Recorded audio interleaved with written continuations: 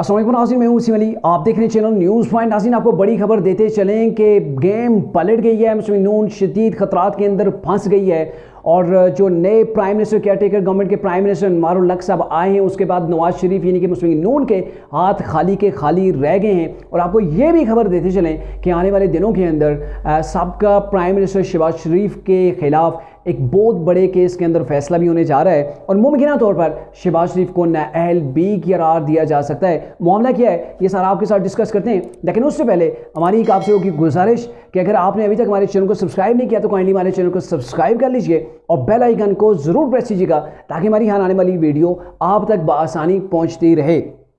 नाज़रीन, बड़ी डेवलपमेंट्स हैं कि जो वो नाम जो केयर टेकर प्राइम मिनिस्टर का फाइनल नहीं हो रहा था, बैरकैफाई फाइनल हो गया और एक चैप्टर यहाँ पे क्लोज हो गया। लेकिन इस चैप्टर के क्लोज होने के साथ साथ पूरी की पूरी किताब खुल के सामने आ गई है कि क्या चल रहा है, बेसिक प्लान क्या था। और ये जो नए प्राइम मिनिस्टर आए हैं, इनके हवाले से आप अभी तक मीडिया के अंदर सुन तो चुके होंगे कि इनका तल्लुक बलोचिस्तान से है, बाप पार्टी से ये रिलेटेड है। 2018 के अंदर ये सेनेटर मुंतखब हुए थे आज़ाद हैसियत के अंदर और उसके बाद इन्होंने बाप पार्टी को जो वो ज्वाइन कर लिया था।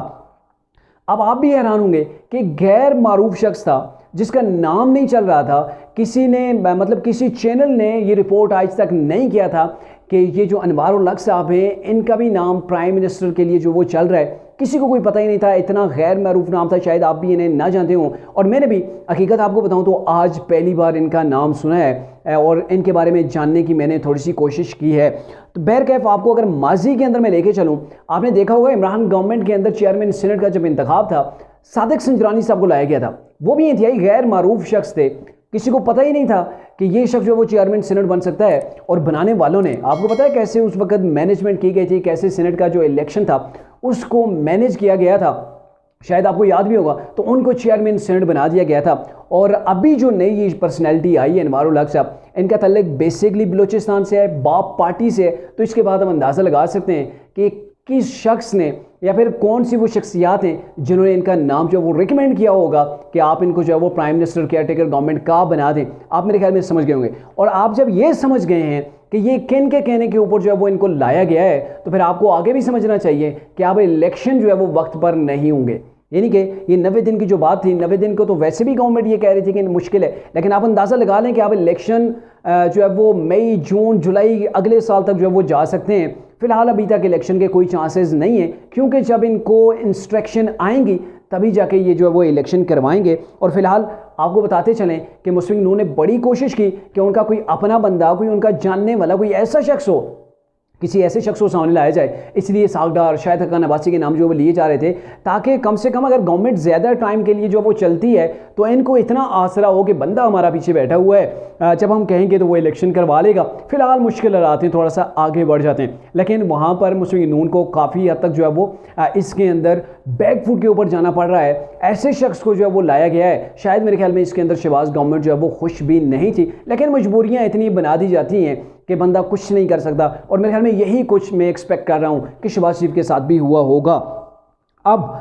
जो मैं आपको ये भी खबर दे रहा था कि प्राइम मिनिस्टर जो शहबाज शरीफ रहे, एक्स प्राइम मिनिस्टर थे, तो उनके खिलाफ एक बड़े केस के अंदर जो वो फैसला भी आने वाला है। मामलात ये हैं कि ये जो सुप्रीम कोर्ट के अंदर पिछले कुछ अरसा से चल रहा था, तो आप इसे मत समझें कि ये वन साइडेड था या फिर हमारी सुप्रीम कोर्ट इस्टेब्लिशमेंट के खिलाफ सामने आके खड़ी हो गई थी, तो ऐसा कुछ भी नहीं है। और अब जैसे कि आता उमर बंदयाल जैसे फैसले उन्होंने सुनाना शुरू किए हैं, जैसे ये गवर्नमेंट गई है, तो फिर आप अंदाज़ा लगा सकते हैं कि अब पंजाब असम्बली के जो इलेक्शन मुलतवी हुए थे, 90 दिन के अंदर इलेक्शन कराने थे इस पीडीएम की गवर्नमेंट ने, और इन्होंने नहीं इलेक्शन करवाए थे, उस केस के अंदर बहुत ही जल्द शहबाज शरीफ के खिलाफ जो है वो सज़ा हो सकती है। नून लीग को ज़बरदस्त किस्म का झटका लग सकता है, ऐसा झटका कि शायद मुस्लिम नून ने सोचा भी ना हो। और 90 दिन का इलेक्शन था, उसके अंदर इन्होंने इलेक्शन करवाना था, इलेक्शन नहीं किया गया क्योंकि ये सुप्रीम कोर्ट का आर्डर था।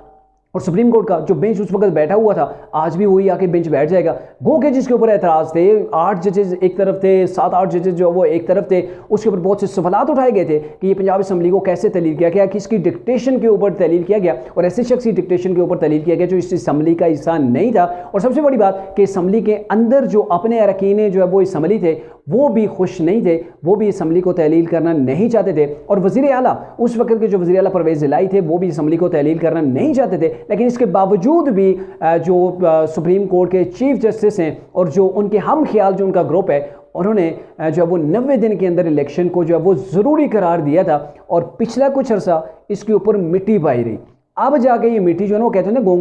गोंगलों से जो मिट्टी झाड़ना, अब वो झाड़ेंगे और आने वाले कुछ ही दिनों के अंदर आप देखेंगे कि ये शहबाज शरीफ के खिलाफ तौहीन अदालत लग सकती है, इनके खिलाफ जो है वो मुकदमा जो है वो ओपन हो सकता है और बहुत जल्द मुमकिन तौर पर सज़ा भी हो सकती है। और आप इस चीज़ को समझ सकते हैं कि आने वाले टाइम के अंदर पहले नंबर के ऊपर अगर नवाज शरीफ की नाअहली के मामला जो वो चलते हैं या कुछ और उनके दीगर कानूनी प्रोसेस जो वो चलते हैं, तो मुस्लिम नून के पास प्राइम मिनिस्टर के कैंडिडेट के तौर पर सिर्फ शहबाज शरीफ थे। और अगर शहबाज शरीफ भी नाअहल हो जाते हैं या सुप्रीम कोर्ट उन्हें सज़ा देती है, तो फिर मेरे ख्याल में बड़ी मुश्किल हो जाएगी इस मुस्लिम नून की पार्टी के लिए। और जो शदीद झटके किस्म के लगना शुरू हो गए ना, अभी गवर्नमेंट को गए हुए 2 दिन हुए और 2 दिन के अंदर 2 बार सुप्रीम कोर्ट जब वो फैसला भी सुना चुकी है और अभी जो शख्स निगरान वज़ीर-ए-आज़म के तौर पर सामने आया है, इसका दूर दूर तक मुस्लिम नून से कोई तल्लुक नहीं। हाँ, अगर कोई ये समझ रहा है कि इमरान को इससे रिलीफ मिल जाएगा, तो बिल्कुल भी नहीं, ऐसा बिल्कुल भी नहीं है। ये जो शख्स है प्रो पाकिस्तानी, प्रो इस्टेब्लिशमेंट और इदारों को लेके साथ चलने वाले इनवार उल हक, जहाँ तक मैंने इनके बारे में जो वो रिसर्च की है